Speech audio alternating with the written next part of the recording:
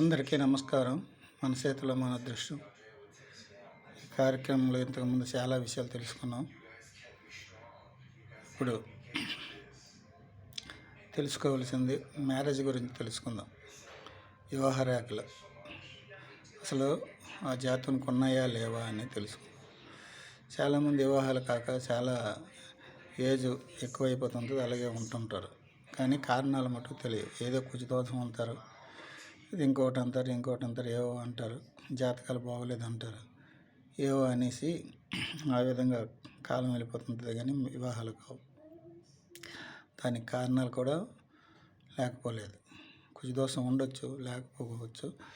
కానీ దానికి శాంతులని ఇవన్నీ అన్నీ చేస్తుంటారు. చేసిన యాక్చువల్గా రేఖలు కూడా ఉండాలి. వివాహ రేఖలు ఉన్నప్పుడు వాళ్ళకి కంపల్సరీ ఏదో ఒకటి ఏమో వివాహం జరుగుతుంది. జరగకమానదు. ఈ స్థానం బోధస్థానం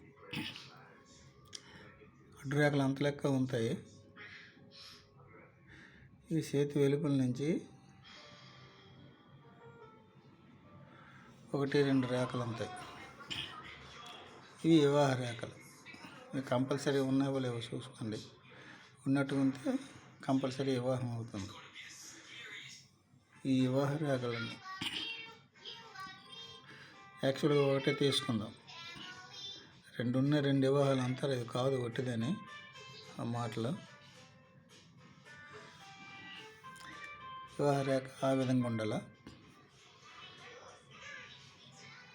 కంపల్సరీ వివాహము ఇక్కడి నుంచి వయసు లెక్క పెట్టుకుంటే ఎంత అవుతుంది? 28-30 సంవత్సరాల్లో వివాహం కంపల్సరీ అవుతుంది. వివాహం అయ్యే ముందు మీరు భూతద్దం పెట్టి చూస్తే అవుతుంది. 6 మాసాల ముందు ఇలా కొంచెం ఇటు వంగుతుంది అన్నమాట. ఆ గీత హృదయ రేఖకి ముందు హృదయ రేఖను చూసినట్టుగా ఉంటుంది అన్నమాట. అప్పుడు ఆ విధంగా ఉన్నట్టు కంపల్సరీ 6 మాసాల్లో వివాహం అతనికి జరుగుతుందని ఒక ఆనవాలన్నమాట. ఇప్పుడు ఇదే రేఖ రకరకాలుగా ఉండొచ్చు. ఇదే రేఖ హృదయ రేఖ దగ్గరలో ఉంటుంది. ఇలాగున్నట్టుగా ఉంటే చాలా దగ్గరలో వివాహం అవుతుంది అన్నమాట. 20-25 లోపే వివాహం జరిగిపోతుంది. ఒకటి. రెండవది దగ్గర సంబంధాలు అవుతాయి అన్నమాట. ఏదో మేనరకం సంబంధాలు, లేకపోతే ఇంకా మరి చుట్టాల దగ్గర సంబంధాలు ఏవో ఒకటి దగ్గరవే అవుతాయి. ఆ విధంగా రేఖ ఉన్నట్టు సరిగ్గా చూసుకోండి. అడ్డు రేఖలు చాలా ఉంటాయి. ఇక్కడ కూడా ఉంటాయి. అవన్నీ కావు.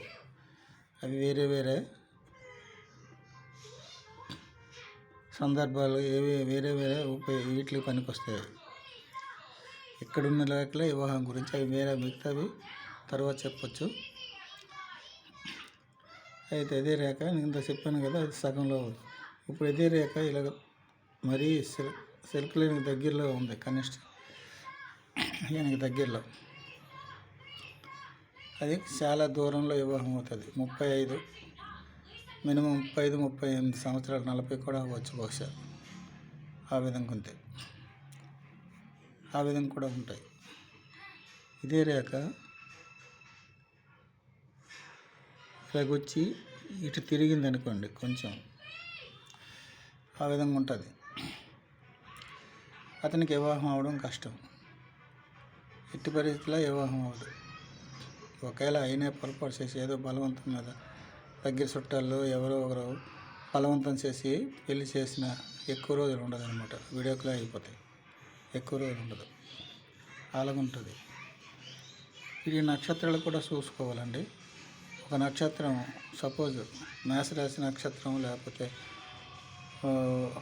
వృషభ రాశి నక్షత్రం, లేదా మిథున రాశి నక్షత్రం, ఇది రాశుల్లోనూ ఆ నక్షత్రాల్లో ఉన్నవాళ్ళు అక్కడి నుంచి లెక్కించుకొని అక్కడి నుంచి అతను ఆ రాశి నుంచి 8 రాశుల వరకు లెక్కించుకుని 8వ రాశి వాళ్ళని వివాహం చేసుకోకూడదు.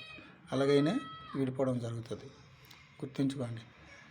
ఆ విధంగా రాశులను బట్టి కూడా చూసుకోవచ్చు, ఈ విధంగా కూడా చూసుకోవచ్చు. ఈ విధంగానే వివాహం జరగదు. ఇంకా మీదకి వెళ్తుంది ఈ రేఖ, అసలే వివాహం జరగదు. చూడక్కర్లేదు. వివాహం గురించి తిరగవసరం. అది స్త్రీకున్నా పురుషులకున్నా ఎవరికైనా ఉన్నా. స్త్రీకున్నా స్త్రీకి జరగదు. స్త్రీకి ఎడమ చేతిలో చూడాలి, పురుషులకి కుడి చేతిలో చూడాలి. గుర్తించుకోండి. ఎప్పుడైనా ఎంతోమంది అడుగుతుంటారా కామెంట్లో వేసే చూసుకోవాలని. స్త్రీలు వేసే చూసుకోవాలి, పురుషులకి కుడి చేయి చూసుకోవాలి. చెయ్యికి డిఫరెన్స్ ఉంటాయి రాత్రిలో. స్త్రీలకి ఎడమ చేయి చూసుకోవాలి. అది మటుకు గుర్తుంచుకోండి. ఆ విధంగా ఉన్నట్టుకుంటే ఎవరికైనా వివాహం జరగడం కష్టం.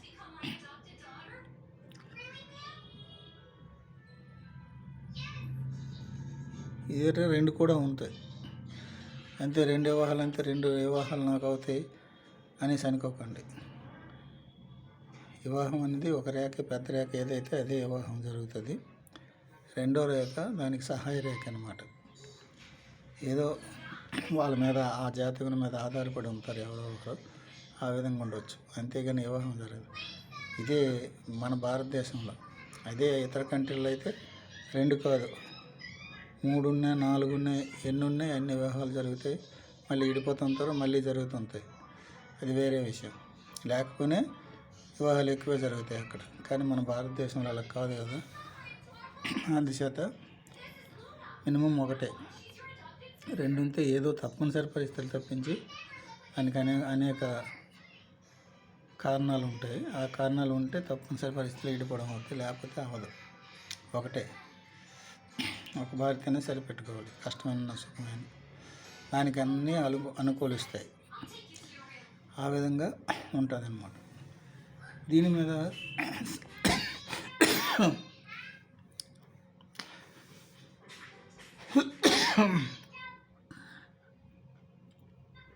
సంతాన రేఖలు కూడా ఉంటాయి. ఇవి ఈ విధంగా ఉంటాయి తిన్నగా. 1, 2 అవి సంతాన రేఖలు. మరీ సన్నంగా ఉంటాయండి. భూతద్దం పెట్టి చూస్తే కానీ కనిపించవు. ఇక్కడ కూడా ఉంటాయి వివాహ రేఖలు. అది వేరే, మెయిన్ ఇక్కడే తీసుకోవాలి. సన్నంగా ఉంటాయి 1, 2, 3 అంతకంటే ఎక్కువ లేదండి. 1 ఈ రోజుల్లో 1, 2 తప్పించి ఆపరేషన్ చేసుకుంటున్నారు కాబట్టి అంతకంటే ఎక్కువ కూడా ఉండవు. అవి కూడా మారిపోతుంటాయి గీతలు. మనం చేసుకున్న పనులు బట్టి అవి కూడా మారిపోతాయి. ఇలా ఆపరేషన్ చేసుకుంటారు. మరి మన గీతలు ఎక్కువ ఉన్న ఫలితం ఏంటి ఉంటుంది ఆ దేవుడికి కూడా తెలుసు.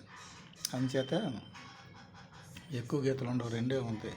2 పిల్లలు సంతాన రేఖ ఆ విధంగా ఉంటాయి అన్నమాట. అదండి వివాహం గురించి. ఆ రేఖలు ఉన్నాయో లేవో తెలుసుకొని దాని గురించి మీరు ప్రయత్నం చేస్తే మంచిది అన్నమాట. వివాహం రేఖలు లేనప్పుడు, ఈ రేఖలు లేనప్పుడు, ఇక్కడ వివాహ రేఖలు లేనప్పుడు చూసుకోండి. ఎక్కడైనా ఉన్నాం ఈ భాగంలో, ఇక్కడి నుంచి ఇక్కడి వరకు ఎక్కడ ఉన్నా పర్వాలేదు. లేనప్పుడు మటుకు వివాహం ప్రయత్నం చేయడం వేస్ట్. ఎట్టి పరిస్థితులు చేయకూడదు. చేసినా వాళ్ళు ఎన్నాలో ఉండరు, విడిపోతుంటారు. ఏ కారణాల వల్లనే విడిపోతుంటారు. అలాగున్న ఇటు తిరిగి మీదకున్న ఉన్నాం. ఈ రేఖ మీదకున్న చేయడానికి వేస్ట్. జరగదు, అసలు పెళ్ళే జరగదు. వివాహ సంబంధాలు కూడా రావు, స్త్రీకి కానీ పురుషుడికి కానీ. అదండి వివాహ రేఖలు. మిగతావి మరొక వీడియోలో ఇంకో భాగం గురించి తెలుసుకుందాం. అదే అడ్డు రేఖల గురించి తెలుసుకుందాం. ఎక్కడెక్కడ ఉంటాయి అడ్డు రేఖలు ఉన్నవి మంచివేవో చెడువేవో తెలుసుకుందాం. అందరికీ నమస్కారం. ఉంటాను.